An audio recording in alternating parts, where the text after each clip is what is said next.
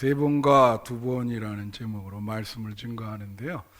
오늘까지만 부활에 대한 말씀을 하고요. 5월 달은 이제 가정의 달이 돼서 5월 첫 주부터는 가정에 대한 말씀을 여러분에게 드리려고 합니다. 여러분 잘 알다시피 그 제자들이 예수님이 십자가 질 때 다 도망갔잖아요. 그래서 스승님이 예수님인데 쉽게 말하면 제자됨의 실패라 그렇게 볼 수 있어요. 제자됨의 실패라. 그래서 이제 부활하신 예수님께서 부활하고 나서 그 도망간 제자들 하나하나 쫓아다니면서 그 신앙을 회복시켜 주시거든요. 다시 한번 기회를 주는 거죠. 그래가지고 다시 제자됨의 기회를 줄 테니까 잘해봐라. 이제 그런 뜻이 되겠습니다. 사실 성경에 보면 그런 인물들이 있어요. 예를 들면 요나는 하나님에 대한 불순종으로 반대 방향으로 갔지만 하나님이 한 번의 기회를 더 주거든요. 또 삼손은 하나님의 능력을 많이 받았지만 세상 쾌락을 쫓아서 정말 인생 다 망쳤는데 마지막에 삼손이 기도하잖아요. 한 번만 다시 기회를 달라 나한테. 그래서 하나님이 기회를 주고 사람이 끝이 좋아야 되거든. 그래서 마지막을 잘 장식하고 죽죠. 이 제자들에게도 이제 예수님이 다시 한 번의 기회를 주는데 여러분 그거 아세요? 어떤 일을 할 때 또 뭐 사업을 하시든 뭐 무슨 일을 할 때 실패를 했어요. 그래서 다시 도전해서 성공한다고 하는 거는 옛날에 노력했던 거에 몇십 배가 필요한 겁니다. 그렇게 노력을 해야 성공할까 말까죠. 그렇죠? 이 교회 신앙생활도 마찬가지예요. 여러분 신앙생활 하다가 이 제자들처럼 도망가거나 이탈하거나 실패하는 사람 꽤 있거든요. 교회를 안 나와. 그런 사람이 다시 교회를 나올 확률은 어렵습니다. 굉장히 그거는 정말 몇십 배가 아니라 몇백 배의 노력을 기울여야 다시 나올 수 있어요. 그러니까 여러분은 애초부터 이탈을 하시면 안 돼요. 이 제자들이 이탈을 했기 때문에 예수님이 다시 한번 기회를 주는 거거든요. 그러면서 이 오늘 베드로에게 제자가 되려면 너가 다시 이탈을 안 하려면 어떻게 해야 되는가? 그래서 오늘 설교의 부제는 뭐냐면 예수의 제자됨의 전제 조건이에요.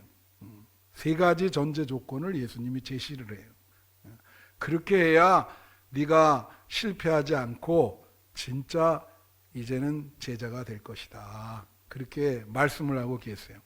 그래서 오늘 제목이 세 번과 두 번인데 무슨 이런 제목이 있을까? 제가 호기심을 좀 자극하는 그런 제목을 잡았는데 여기 세 번 예수님이 베드로에게 나를 사랑하느냐고 물으세요.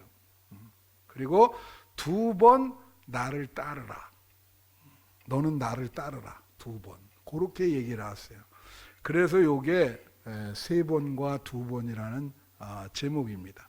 자, 그러면 이제 실패하지 않고 정말 참 제자가 되기 위한 전제 조건이 무엇인가? 그 세 가지를 제시하는데 단순해요. 여러분 본문에 보면 아주 단순하게 예수님이 얘기를 해. 첫째가 뭐냐면 예수님을 사랑하느냐예요. 나를 사랑하냐? 여러분 예수님 사랑하십니까? 이게 상당히 중요한 거예요. 이게 여러분 사랑이라고 하는 거는 이거는 지정의가 총체적으로 복합된 겁니다. 그냥 말로만 해서도 안 되고요. 머리 또 여러분 마음에 사랑하는 감정이 들어야 돼요. 그리고 행동으로 사랑한다는 것을 보여줘야죠. 예. 이 베드로가 예수님 사랑한다 그러고 뭐 예수님을 3번이나 부인하고 저주하고 이탈해 버렸는데 그거는 뭐 사랑한 게 아니잖아요. 그죠? 예. 증명을 해줘야지. 그래서 예수님이 3번씩이나 너 정말 날 사랑하냐? 왜 3번 하시겠어요? 그죠? 알고 싶으신 거야. 정말 사랑하냐? 그걸 3번씩이나 묻고 계시잖아요. 근데 이 3번의 질문이요, 그 질문마다 특성이 있어요. 자세히 보면 다르고요. 그리고 시간 관계상 이게 헬라어 원어가 다릅니다. 헬라어에는 사랑이라는 단어가 4가지가 있어요. 우리는 하나지만. 그래서 예수님은 아가페적인 사랑으로 물었는데 이제 필리아라고 하는 그런 또 사랑의 개념이 있거든요. 근데 이제 그 시간 관계상 그런 거 설명하면 복잡하니까 그냥 단순하게 날 사랑하냐 이제 그걸 물으신 거죠. 그래서 이게 15절부터 17절까지 나오는데 한번 15절 비춰주시면 그들이 조반 먹은 후에 예수께서 시몬 베드로에게 이르시되 요한의 아들 시몬아 내가 이 사람들보다 나를 더 사랑하느냐. 똑같은 질문인데 이 첫 번째 질문에는 중요한 사항이 있어요. 뭐라고 얘기를 했냐면 내가 이 사람들보다 나를 더 사랑하느냐. 거기에 제자들이 다 모여 있었고요. 사람들이 꽤 있었습니다. 다른 사본에는 이게 뭐라고 나오냐면 이 사람들이 이것들보다도 그렇게 나와요. 이것이라 그럴 때는 뭘 말해요? 사물을 얘기해요. 사물. 이 세상을 얘기하는 거예요. 이 세상. 그러니까 한마디로 얘기하면 이 세상보다 나를 더 사랑하느냐. 그거예요.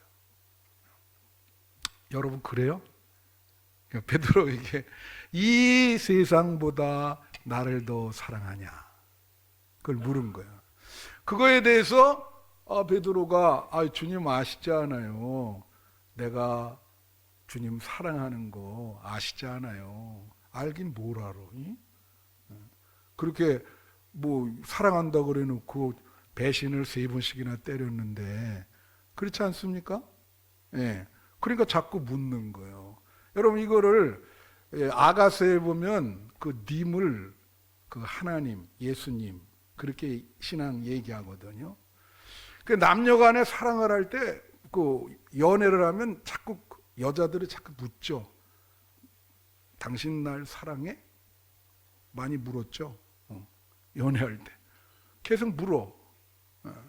이거 똑같은 거예요. 이게 날 정말 사랑하냐? 날 사랑하냐? 남자들도 가끔 물을 때가 있지.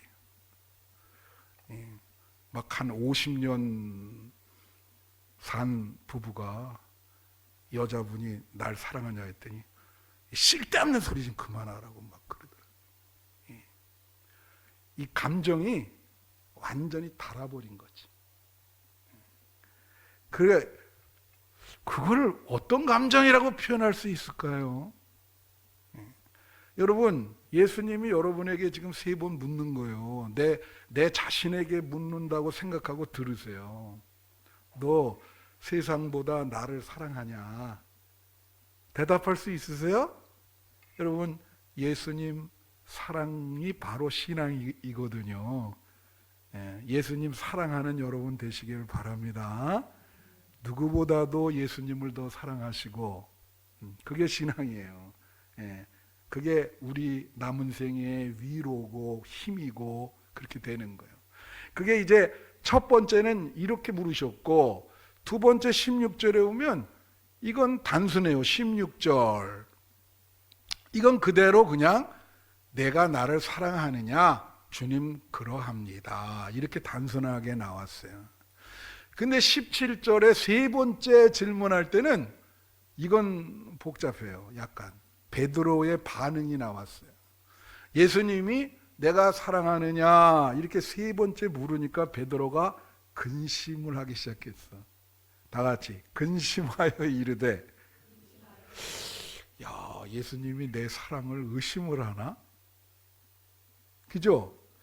여러분, 예수님이 의심하게도 생겼죠. 이것은 예수님이 의심이라기보다는 확약이라 그럴까? 그걸 받아내기 위해서 그러시는 거예요. 아니, 예수님 경험이 있잖아. 말씀드렸지만 뭐 다른 사람은 부인해도 나는 당신을 끝까지 가겠습니다 그래 놓고 3번씩이나 배신 때린 사람인데 그걸 어떻게 믿나? 못 믿죠. 여러분, 사람이 사랑의 대상을 배신한다고 하는 것은 그 사람을 죽이는 거예요. 그걸 아셔야 돼요. 죽이는 거랑 배신하는 건 똑같은 거예요. 그 브루투스가 시저를 죽이잖아요. 예. 그 예수님이 그런 경험이 있는데 당연히 3번을 물어보죠. 어떤 분이 그렇게 해석하는 분이 있어. 3번 배신했으니까 3번 물어본다. 예. 그러니까 이때는 머리가 복잡해지는 거예요. 근심을 하면서 주님 알지 않습니까? 난 주님 사랑합니다. 예. 여러분에게 3번 물으시는 거예요. 여러분, 예수님은 여러분 마음을 아시죠? 그죠? 예. 명심하세요. 신앙은 예수님을 사랑하는 겁니다. 그 이상 그 이하도 아니에요. 근데 중요한 거는 지정인데 여러분의 마음이 문제인 거예요. 여러분 마음이 교회 오면 설레고 예수님 생각하면 눈물이 나고 그런 진정한 사랑이 있어야 예수님의 제자가 될 수 있는 겁니다. 할렐루야. 여러분이 그런 예수님의 사랑이 여러분 마음속에 또 그런 사랑이 있으면 여러분이 인생에 어려운 일을 당할 때 그것을 극복할 수 있는 힘이 되는 거예요. 예수님을 사랑하니까. 예수님이 여러분을 붙잡아 주지 않겠어요? 문제는 여러분이 예수님을 얼마나 사랑하는가, 그게 문제겠죠. 2번째 전제 조건이 있습니다. 둘째로 예수님을 따르라. 그게 말했잖아요. 2번째 전제 조건은 예수님을 잘 따라가는 것이 제자예요. 그래서 예수님이 2번이나 나를 따르라 그래요. 한 번 얘기하시는 게 아니고 그게 어디 나오냐면 19절. 이 말씀을 하시면 베드로가 어떠한 죽음으로 하나님께 영광을 돌릴 것을 가리킴이로라. 이 말씀을 하시고 베드로에게 이르시되 나를 따르라 하시니. 그 다음에 22절에 또 나와요. 예수께서 이르시되 내가 올 때까지 그를 머물게 하고자 할지라도 네게 무슨 상관이냐? 너는 나를 따르라. 2번씩이나 반복해서 베드로에게 계속 따르라 따르라. 경험이 있으시거든. 안 따르는 경험이 있잖아요. 그러니까 계속 따르라 따르라. 목사님 중에 한옥 목사라는 분이 있어요. 그니까 온누리교회 부목으로 있다가 이제 그 개척해서 지금 아주 큰 교회를 하고 있는 분인데 그분이 미국서 리더십을 전공한 분입니다. 그걸로 학위를 받고 그분이 쓴 책이 있어요. 근데 이제 제가 읽다 감동을 받은 거는 그분이 그런 얘기를 해. 기독교인이 잘 들으세요. 대부분 리더가 되려고 그러는데 리더가 될 경우에 예수보다 앞설 수 있다는 거예요. 근데 그분이 얘기하는 거는 진정한 기독교인이란 예수를 잘 따라가는 사람이다. 리더가 아니고 예수보다 앞서는 게 아니고 예수를 잘, 우리가 그러잖아요. 팔로워라 그러죠. 인터넷에 보면 팔로워. 그분은 무슨 표현을 썼냐면 굿 팔로워. 잘 따라가는 사람. 그게 기독교인이라는 거예요. 근데 우리가 한국 사람이 잘 따라가는 거에 익숙하지 않아. 성도들도 마찬가지예요. 여러분 예수를 보고 잘 따라가야 됩니다. 이 독일의 신학자 중에 디트리 보네포 목사라는 분이 있어요. 이니가 왜 유명한 사람이냐? 이 사람은 히틀러 시대에 목사를 했거든요. 강하게 반대한 사람이에요. 그때 시대에 많은 교회들이 히틀러를 지지했어요. 말도 안 되죠, 그죠? 근데 이 사람은 어떤 생각까지 갖고 있냐면, 지금 미친놈이 운전대에 앉아가지고 나라를 끌고 가는데, 그 운전대에서 끄집어 내려야 된다 그래가지고 히틀러를 암살하려고 그랬어. 지금까지도 그 논쟁이 있어요, 그래가지고. 그래, 되게 유명한 목사입니다. 목숨 걸고 결국은 총살당했죠. 그런데 그 사람이 쓴 책 중에 여러 책이 있는데 제일 명저가 그 독일어로는 낙포르게라는 말인데 나를 따르라는 책이에요. 그게 여기 지금 나를 따르라 이 책이에요. 예수를 따르는 제자들, 제자도에 대해서 얘기한 거예요. 영어로는 The Cost of Discipleship이라고 번역이 됐는데 제자가 되기 위한 대가, 제자가 되려면 대가를 치러야 된다. 여기서 값싼 은혜와 값비싼 은혜라고 하는 개념을 이렇게 얘기했는데 한마디로 이분은 여기서 주제가 그거예요. 잘 들으세요. 예수님의 제자가 되는 것은 무슨 예수에 대한 무슨 사상, 관념 그걸 갖는 게 아니라 예수님을 잘 뒤따라가는 것이다 그랬어요. 잘 뒤따라가는 것이다. 재미나는 얘기 하나 드릴게요. 이번에 그 성지순례 이제 오후 예배 간증하잖아요. 참 쉽지 않았는데 마지막 그 베드로 성당 마지막 날에 베드로 성당이랑 바티칸 박물관 보는 날이야. 와, 그날 2만 보 이상 걸었어요. 그리고 나 쓰러질 뻔했어요. 나는 쓰러질 뻔하니까 집사람이 뒤에서 이렇게 받치고 이렇게 가고 막 밀고 그래가지고 난 좀 쉬고 싶다 그러셨는데 회원들이 다 그랬죠, 단원들이. 근데 이제 한경희 권사님이 재미나는 말을 하셨어. 이게 뭐냐면 얼마나 힘들어요, 그죠? 근데 이렇게 보니까 잘못하면 낙오될 것 같더래. 그리고 막 자기 힘들어가지고 자기도 막 쓰러질 것 같고 죽을 것 같고. 근데 자기 가만히 생각해 보니까 여기서 낙오되면 이탈이 되면 국제적인 비하가 될 것 같다는 거예요. 그렇죠?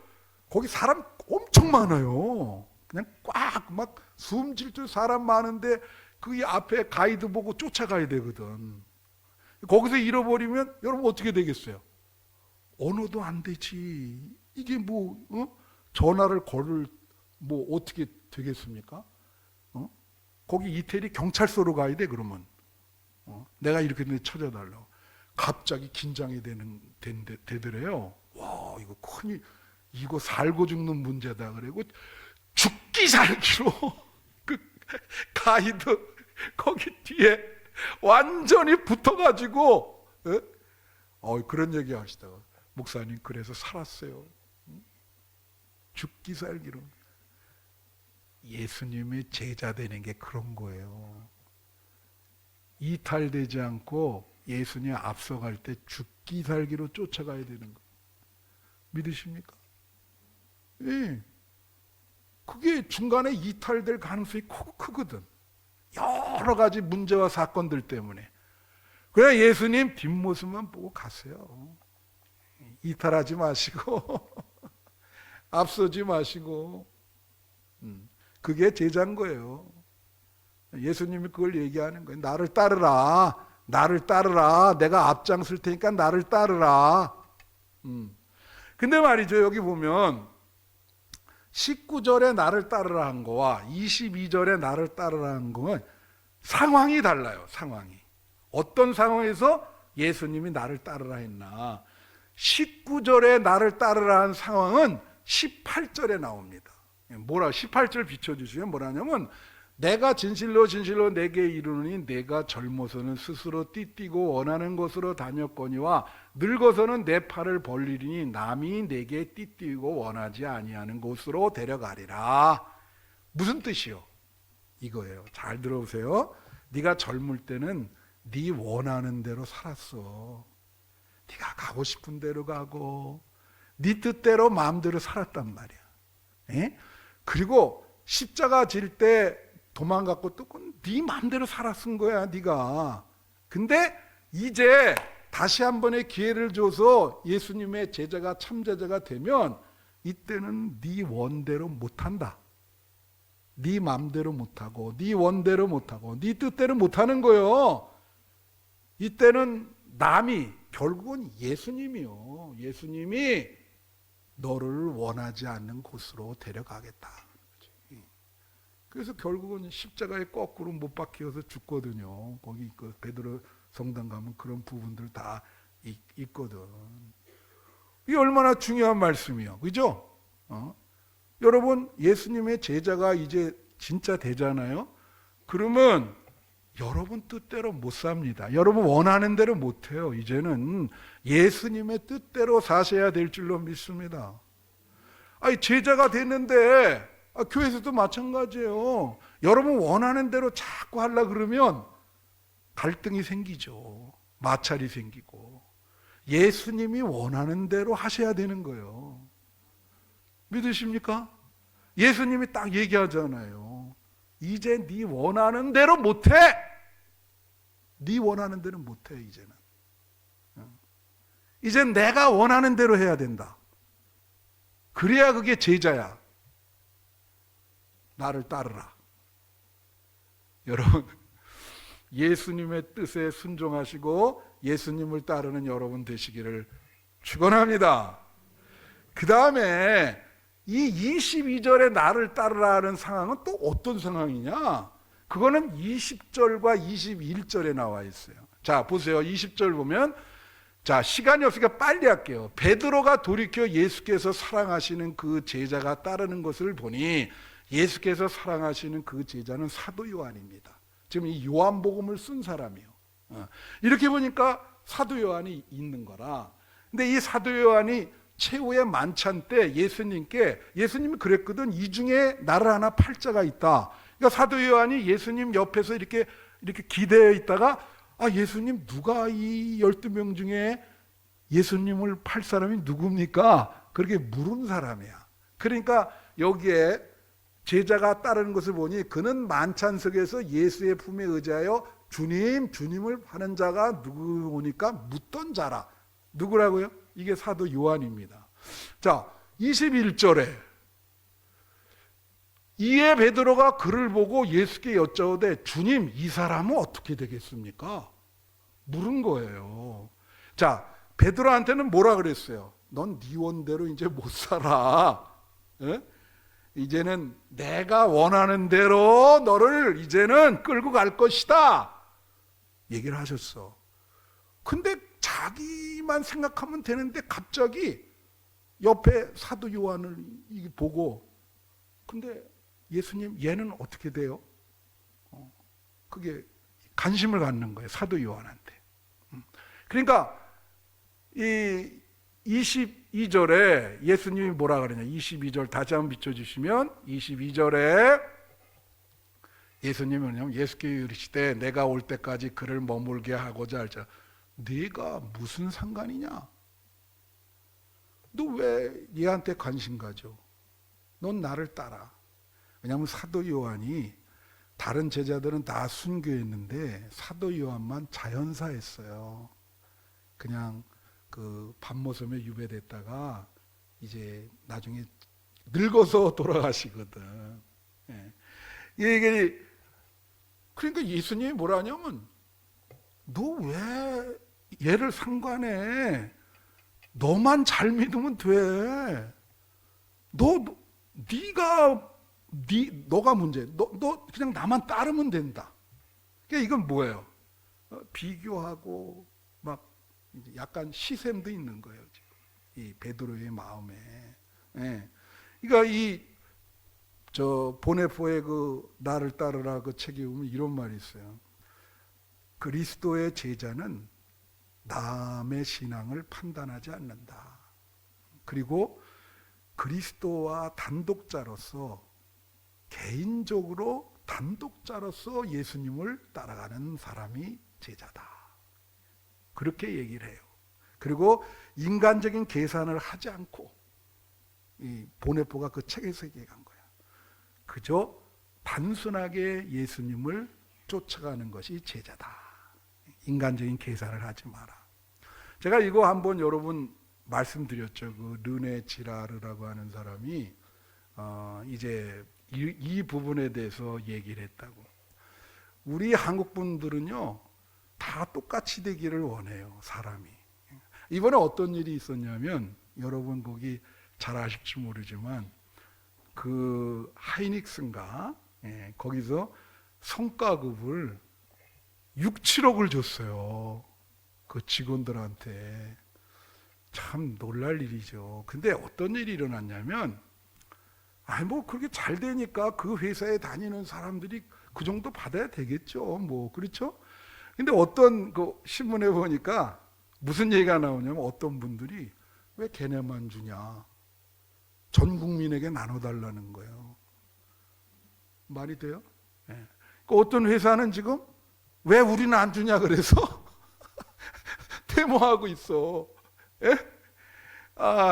그리고 어떤 분들이 그 신문에 인터뷰 하는데 이런 얘기를 했더라고. 그 사람은 다른 대기업에 다니는데 뭐라고 썼냐면 내가 학력에서도 모자라지 않고 그들 나온 만큼 다 공부하고 그리고 단지 다른 회사 대기업에 취직할 뿐인데 왜 나는 안 주냐? 말이 돼요? 그게 한국 사람의 심정이야. 이거를 내가 뭐라 그랬습니까? 르네 지라르라는 사람이 이걸 모방 욕망이라 그랬거든. 욕망이라는 게 직접 되지 않고, 예를 들면 어떤 사람이 구찌 가방을 들고 다니면 구찌 가방을 들고 싶죠. 나도 저 사람만 드는 게 나는 왜 못 드나? 그게 모방 욕망인 거예요. 나도 저 사람처럼 돼야 되는데. 그러니까 예를 들어 봐요. 여러분 가까운 친구가 하이닉스에 다녀서 6억을 받았어. 아주 친한 친구야.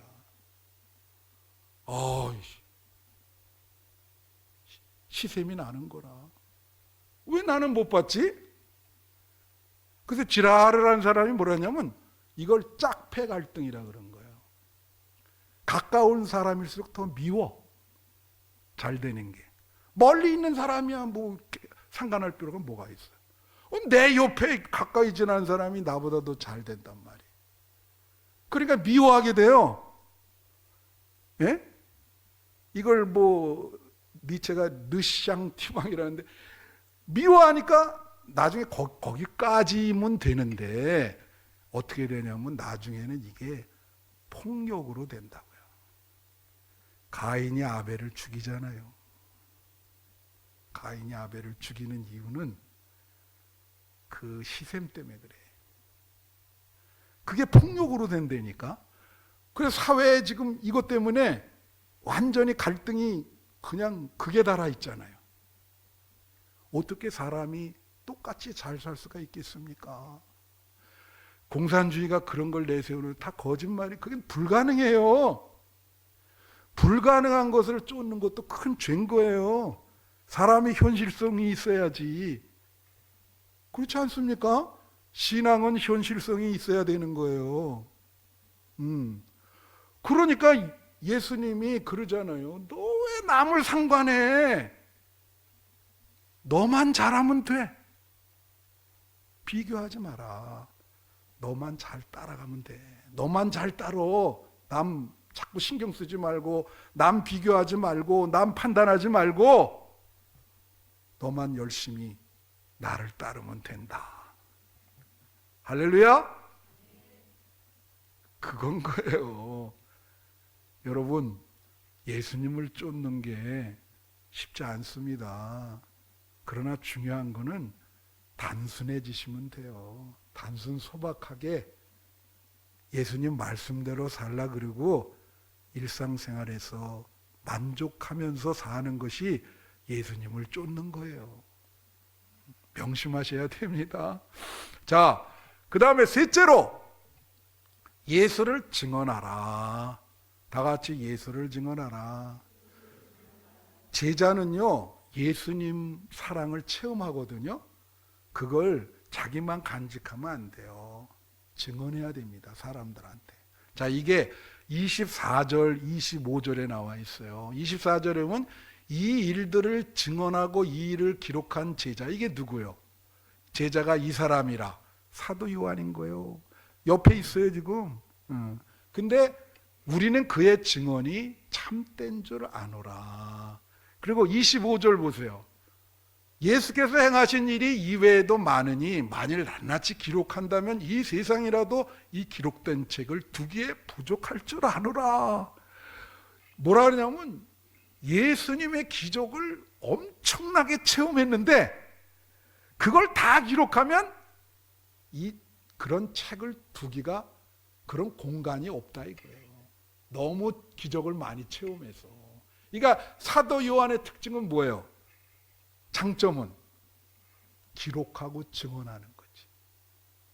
진짜 제자지. 여러분 예수님 체험을 증언합니까? 여기에 뭐라고 해요? 두 가지가 있어요. 적극적으로 증언했고 그의 증언은 진실한 증언이었어요. 참되다 그러잖아요. 우리가 그의 증언이 참된 줄 아노라.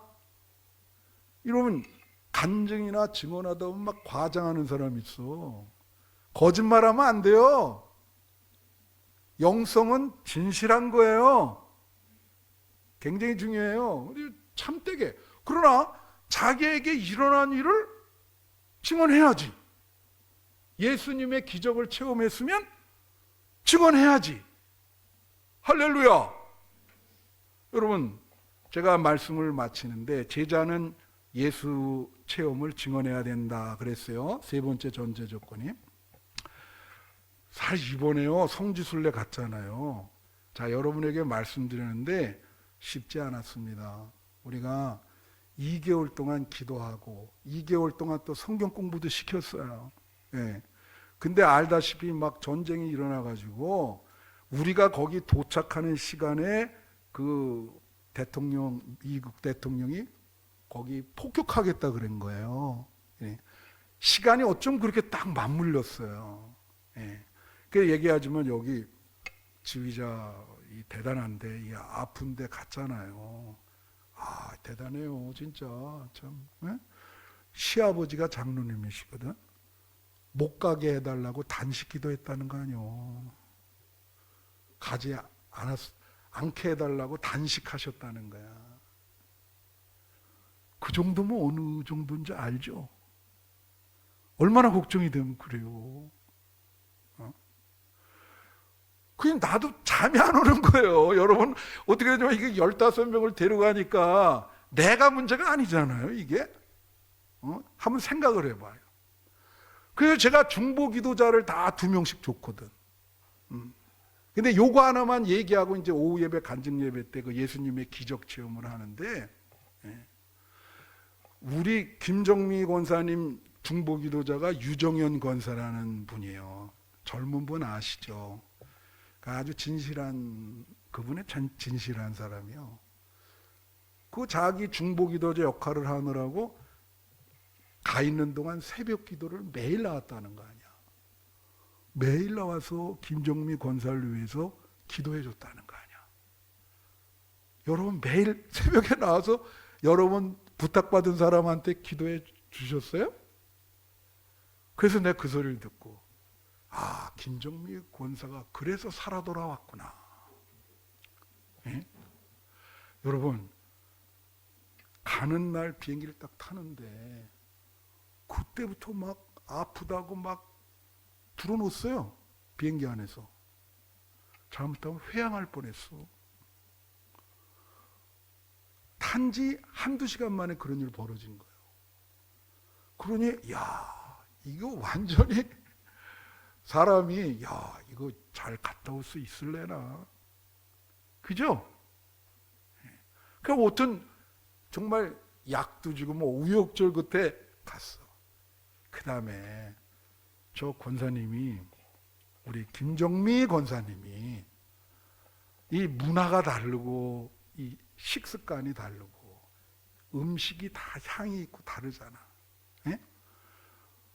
밥을 안 먹어. 그래서 끼니마다 이렇게 하면 안 먹어요. 그럼 나는 이제 인솔자로서 어떤 생각이 들까?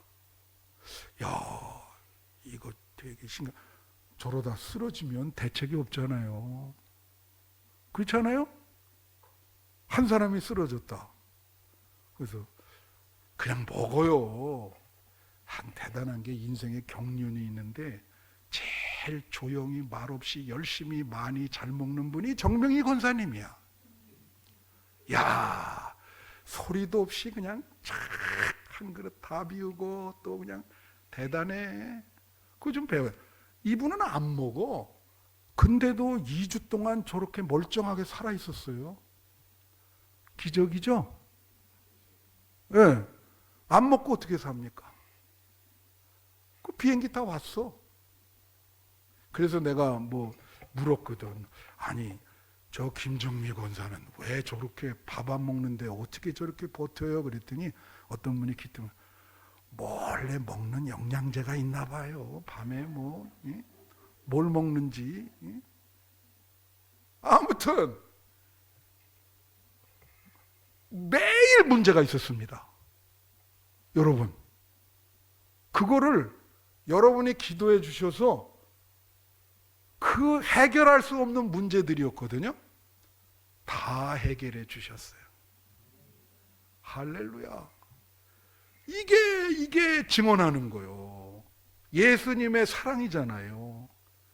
정말 기도했고, 여기서 기도가 효력을 발휘해서 불가능한 상황에서 가능하게 했다고. 그게 제자들이 해야 될 일인 거예요. 여러분 일생 동안 남은 생에 예수님이 여러분에게 역사할 줄로 믿어요.